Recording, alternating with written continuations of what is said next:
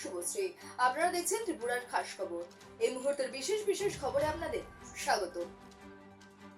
আবগারি দুর্নীতি মামলায় দিল্লির মুখ্যমন্ত্রী অরবিন্দ কেজরিওয়াল 20 লক্ষ টাকা বন্ডে সুপ্রিম কোর্টে জামিন পেলেন। এর আগে তিনি ইডির জামিন পেয়েছিলেন। আজ শুক্রবার কেজরিওয়াল 6 মাস পর ছাড়া পেলেন বলে জানা গেছে। খবর, আপ নেতা তথা দিল্লির মুখ্যমন্ত্রী অরবিন্দ কেজরিওয়াল গ্রেফতারি অযৌক্তিক বলে সিবিআই কে বিধে জামিন দিল সুপ্রিম কোর্ট। বামপন্থীদের আলোর দিশারি ছিলেন সীতারাম ইয়েচুরি। তার প্রয়াণে শোক প্রকাশ করেছেন দলমত নির্বিশেষে সকলেই।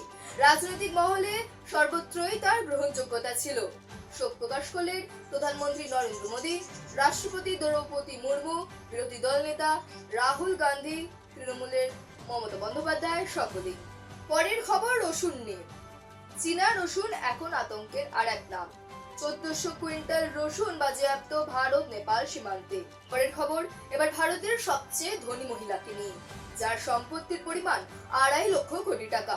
হরিয়ানায় থাকেন তিনি। বিধানসভা ভোটে লড়ছেন তিনি।